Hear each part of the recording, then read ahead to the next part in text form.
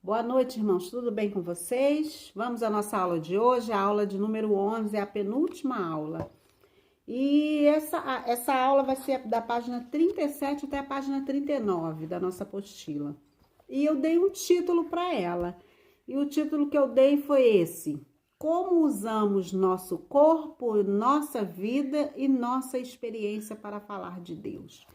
Aqui nessa aula 11, ela aborda assim aspectos pessoais que a gente pode utilizar para evangelizar, para falar de Jesus com as pessoas. O primeiro ponto tocado nessa aula é sobre falando do coração. Por que o coração? O que é o coração? O coração, ele é um músculo, ele é um órgão do corpo humano, que ele tem a função física de bombear o sangue para todas as partes do corpo, através das veias e das artérias, né? Ele recebe sangue e ele bombeia sangue. Recebe pelas veias, bombeia através das artérias. A função física do coração é essa, mas a função espiritual do coração, ela é completamente diferente. Por quê? Quando a Bíblia ela fala em coração, ela fala no sentido figurado, é um sentido referencial à vida espiritual. Aí a gente pesquisando, a gente vai entender na Bíblia que o coração ele é o reservatório de tudo aquilo que nós somos. Então, para abrir esse primeiro versículo, vamos ler em Provérbios, que diz assim, Provérbios 4:23. Acima de tudo, guarde o seu coração, pois dele depende toda a sua vida. Quer dizer, a nossa vida interior depende do nosso coração, a vida espiritual depende do nosso coração. Em 1 Samuel também está falando sobre o coração. 1 Samuel, capítulo 16, versículo 7, que diz assim, olha: Porém, o Senhor disse a Samuel: Não atentes para a sua aparência, nem para a altura da sua estatura, porque o tenho rejeitado. Porque o Senhor não vê como homem, pois o homem vê o que está diante dos olhos, porém o Senhor olha para o coração. Então, de tudo que tiveres de guardar, guarda o teu coração. Isso também é a tradução desse provérbios aqui. Então, em nossa apostila, tá falando assim: coração é paixão. Deus deu para cada um de nós interesses e preferências que mexem conosco. Existem certos assuntos que lhes despertam paixão e outros para os quais você não liga a mínima. Isso é o que chamamos de opções do coração. Como saber se algo é uma opção do meu coração? Pelo entusiasmo e pela eficiência demonstrada. Por exemplo, se a gente vê algo que nos assusta, o que acontece? Nosso coração dispara. Se a gente encontra alguém que a gente ama muito, o coração dispara. Então, assim, o coração não tem somente uma função física de bombear, mas o coração tem uma função imensa espiritual diante de Deus, porque tudo provém do nosso coração. A gente pode também utilizar, né, além do nosso coração, que é importantíssimo, a gente pode utilizar outras áreas do nosso corpo, do nosso convívio, né, pessoal, para também levar a palavra de Deus. Por exemplo, aí está citando na apostila os recursos naturais. Eu dei um outro nome de área social e profissional. Por quê? No seu dia a dia, na sua profissão, você também pode fazer a obra. Então, se você é professor como eu, tendo a oportunidade, né, segundo as regras e as normas legais que Jesus nos ensina, que a gente precisa seguir a lei, porque Jesus ele seguiu a lei, né? Não aquela lei que farisaica, vamos dizer assim, né? Mas seguiu a lei dos homens, né? A lei do faraó, né? A lei de César, né? Que era o governador naquela época, né? Aliás, Pôncio Pilatos, né? Mas César ele era o comandante geral de Roma, e lá na cidade de Jesus, naquela época, quem comandava era Pilatos, que era o governador. Então, assim, Jesus nos ensinou, dai a César o que é de César e a Deus o que é de Deus. Então, assim, podendo na sua profissão, no seu local de trabalho, você falar de Jesus, você fala. Então, assim, os recursos que você tem próximo a você deve ser usado também como uma oportunidade de falar de Jesus, de convidar para a célula.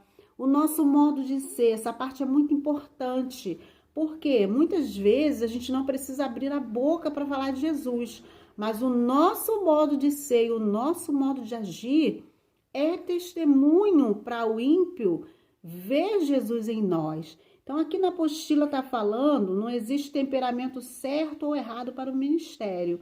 Mas, na verdade, a gente vai ver o que é caráter. O que é o caráter? Esse modo de ser está falando de caráter. Então, caráter, segundo o dicionário, é o termo que designa o aspecto da personalidade responsável pela forma habitual e constante de agir peculiar de cada indivíduo. Então, cada um de nós tem um caráter. Há pessoas que têm um caráter negativo e há pessoas que têm um caráter positivo, mas todos temos caráter. Só o que a gente está falando aqui é do caráter cristão, porque esse é um estudo cristão, né? A gente não vai falar de um caráter mundano, mas a gente vai falar do caráter cristão. E o que é o caráter cristão? É um tipo de caráter que é moldado à imagem e semelhança de Cristo. Por que ele é moldado? Porque, por exemplo, quando a gente nasce com o nosso caráter formado, né? Conforme a gente vai crescendo, vai se definindo o nosso caráter. Só que quando a gente experimenta o novo nascimento com Jesus, esse caráter que a gente tinha anteriormente do homem pecador, ele passa a ser um caráter regenerado. E regenerado por quem? Pelo Espírito Santo. Então, por exemplo, se você é um líder e você precisa lidar com pessoas, o seu caráter tem que ser, não há opção, tem que ser um caráter cristão, a imagem e semelhança de Cristo. Então, se você é nervoso, se você é agressivo, você precisa pedir ao Espírito Santo para moldar o seu caráter, para te regenerar. Se você é tímido extremamente, também não é legal. Peça ao Espírito Santo, porque a Trindade, elas têm funções definidas. Deus, Jesus e o Espírito Santo, eles são três, mas eles são um. Mas cada um é responsável por algo. As coisas de Deus são organizadas, não são de qualquer maneira. Então, se o seu caráter não é legal, se você é agressivo demais, se você é ignorante, vamos dizer assim no popular, ou se você é muito tímido, apático, né? É do seu caráter? É.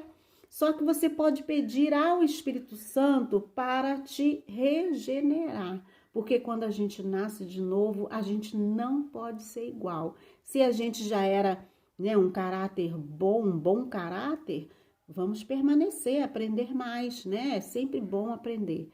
Mas se a gente não tem um caráter de Cristo, um caráter cristão, a gente pede ao Espírito Santo que o Espírito Santo nos transforma. Na parte de baixo aí do modo de ser, tá falando assim: seu modo de ser ou personalidade afetará como e onde você usará suas habilidades e dons espirituais. Lembra, a gente ainda não teve a oportunidade de fazer aquele teste para saber qual é a nossa forma, são os nossos dons espirituais. Mas aqueles que já sabem os dons que o Espírito Santo te deu, né? Então você, assim, o Espírito Santo, ele conhece o caráter de cada um. Então, o dom e a habilidade vai ser de acordo com aquilo que você tem para oferecer a Deus. Primeira pergunta: o que você poderia dizer de sua personalidade? Quais são as suas características? Então, essas perguntas que vão ser feitas são para você realmente parar e fazer uma autoanálise. Já falei numa outra oportunidade sobre isso. De tempo em tempo, a gente precisa se reavaliar. Tá tudo bem? O que eu posso mudar? Né? Você pensa contigo, pergunta a Deus, pergunta ao Espírito Santo, ora. Então, essa pergunta, o que você poderia dizer da sua personalidade? É uma personalidade, suas características são características de alguém que tem o caráter cristão? Ou você está precisando mudar, pedir ao Espírito Santo para te ajudar a melhorar? E aí a próxima maneira que você pode utilizar para falar de Jesus, para levar a palavra, né, como oportunidade, é nas suas áreas de experiências. Quais são as suas áreas de experiências? São os nossos círculos sociais, os lugares por onde a gente passa. Então, e aquilo que a gente já viveu na vida. Então, todos nós aqui temos diversas experiências. Nós temos experiências familiares, experiências educacionais, quer dizer, na escola, na faculdade ou no curso que faça. Temos experiências vocacionais, que é de chamado. Temos experiências espirituais, experiências no ministério, experiências árduas, difíceis. O que é isso? Cada dia que você vive, você está depositando experiências para a sua vida. Então, você já passou por algumas situações na sua família, situações na sua escola, situações no seu trabalho, que podem te auxiliar a levar a palavra. Por exemplo, você passou por alguma coisa, um episódio ruim na sua família. Quando você tiver a oportunidade em sua célula, né, com os seus liderados, você vai lembrar, Deus vai te trazer lá da sua memória, opa, eu já vi isso. Então, como é que eu vou agir? O que é que eu vou falar, né? Qual conselho eu vou dar? Lembrando que todo conselho que a gente dê, seja para seja para pessoa que for, pode ser pessoa da igreja ou fora da igreja, de casa, sempre tem que ser conselhos baseados na palavra de Deus, irmãos. Que tudo aquilo que a gente faz, tem que ser conforme a vontade de Deus. Então, se você tem que dar um conselho, não dê conselho com a visão humana, com a visão mundana. Dê segundo a visão espiritual da Bíblia, tá? E as experiências da sua vida te ajudam nisso, tá bom? Então, as áreas de experiência também ajudam a evangelizar. Pergunta número 3, porque a pergunta 1 eu não falei, tá? Pergunta 1 está lá no início da página 37. Quais você diria que são as opções do seu coração? Quais são os assuntos que lhe despertam paixão? A pergunta 2 já falei agora, da questão de personalidade. E a pergunta 3 diz quais foram as experiências de vida mais fortes que você já teve. Você já passou por uma experiência, um testemunho forte? Quais foram eles? Pensa aí com você. Você acredita que Deus pode usar isso para a sua obra? Já falei que pode, né? Aquilo que a gente tem como experiência, a gente pode e deve usar na obra, tá bom?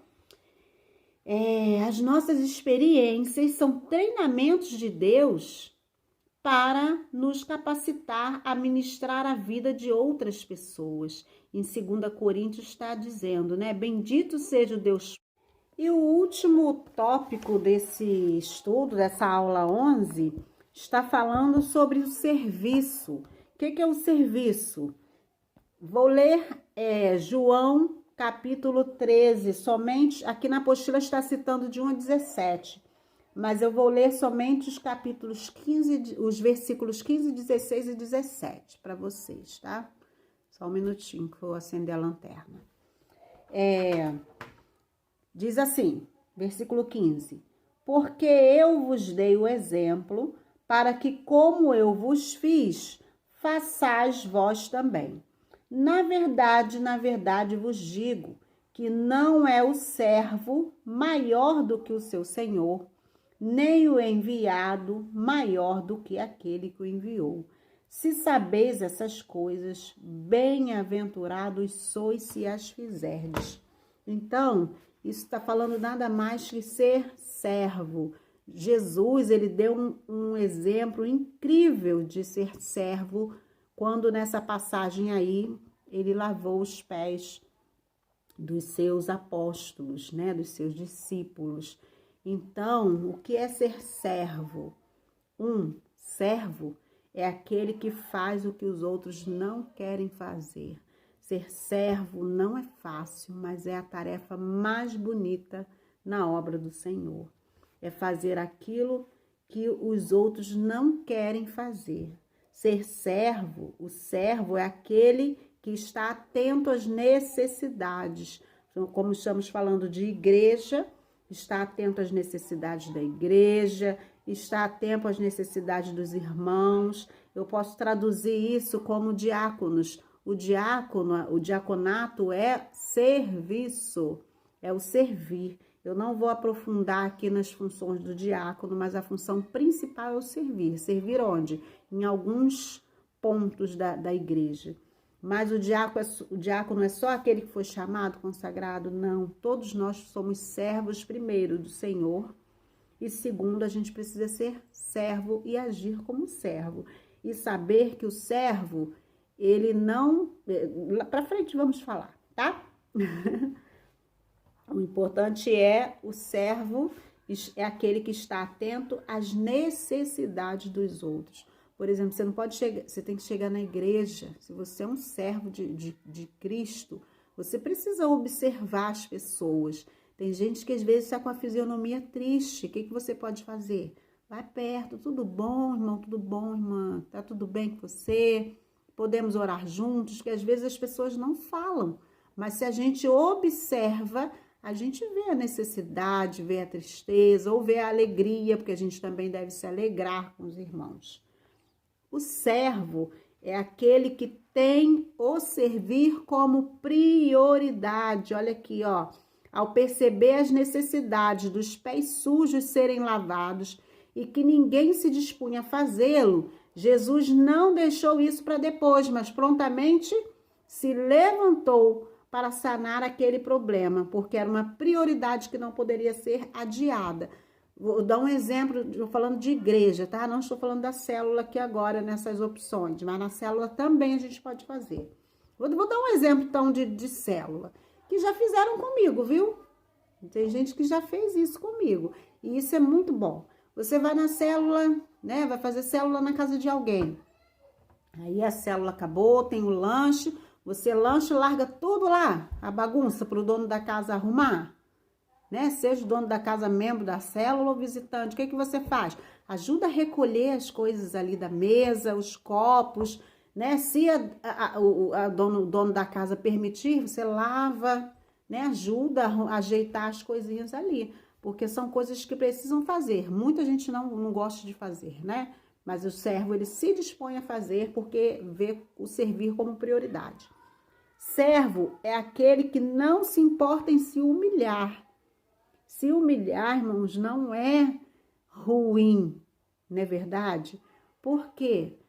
Porque você limpar um banheiro da igreja, por exemplo, tem gente que não admite isso.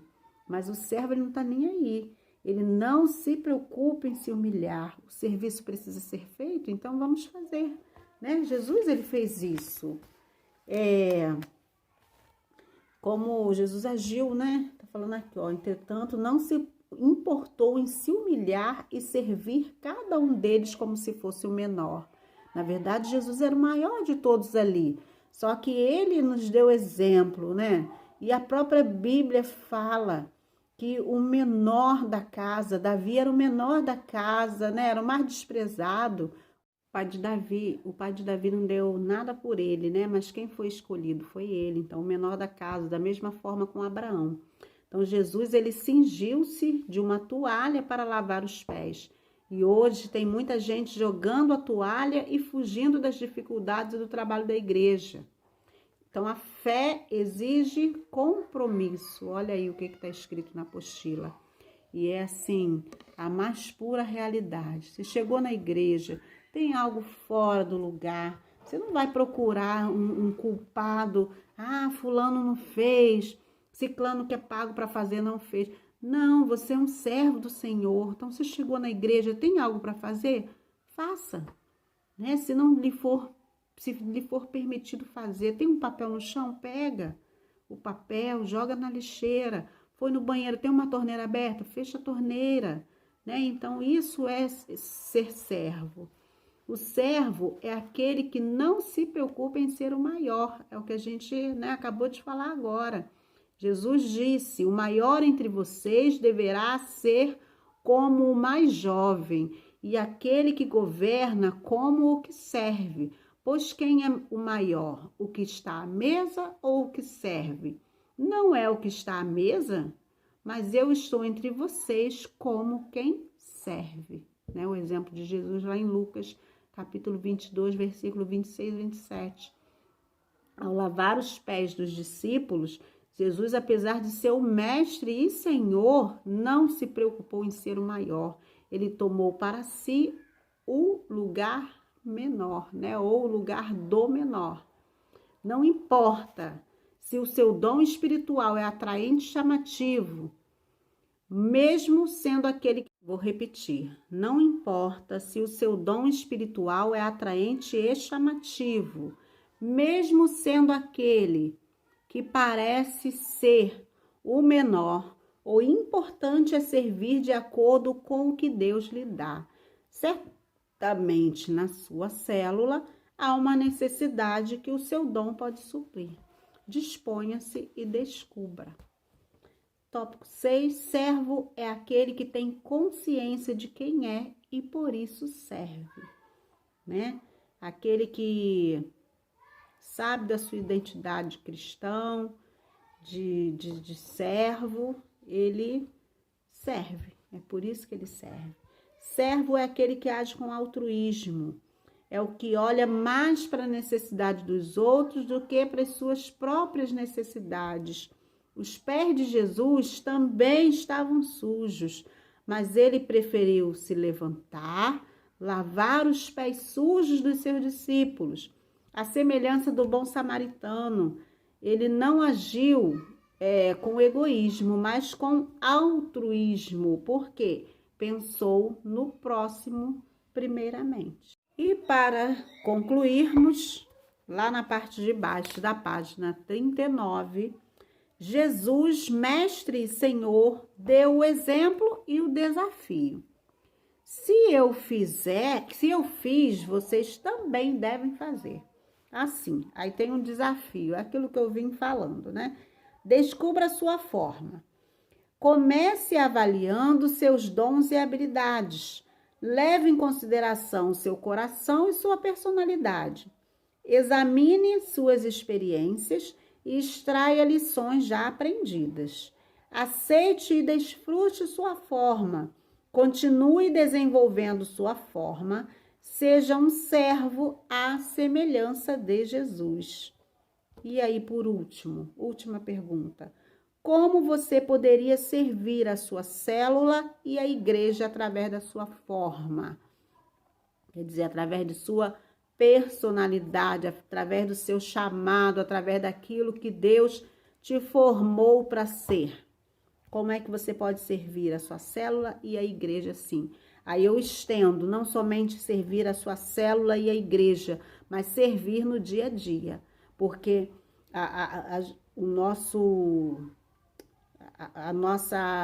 chamado, nossa personalidade, nossa característica de cristão, nosso caráter cristão nos instrui e nos ensina a sermos como Cristo, a sermos a imagem e semelhança de Cristo em todos os lugares por onde a gente andar, não somente na nossa célula e não somente na igreja, tá bom? Então, essa aula de hoje, espero que tenha ficado bem esclarecida. Qualquer dúvida, pode perguntar lá no grupo. Eu sei que eu fiquei de levar uma prova ontem para vocês, mas eu confundi, porque a aula 12 ainda é na segunda que vem. Então, eu ainda tenho até o domingo para levar essa avaliação. E essa avaliação, ela vai constar questões de toda a apostila, tá? Mas todas elas estão na apostila para vocês consultarem para poder responder. Deus possa dar uma semana de tranquilidade, que você possa deixar Deus trabalhar na sua vida essa semana, que você se disponha a ser moldado, a ser transformado em seu caráter e a viver segundo como diz a palavra de Deus que a gente deve viver, tá? Deus te abençoe, te dê paz, saúde, felicidade, em nome de Jesus.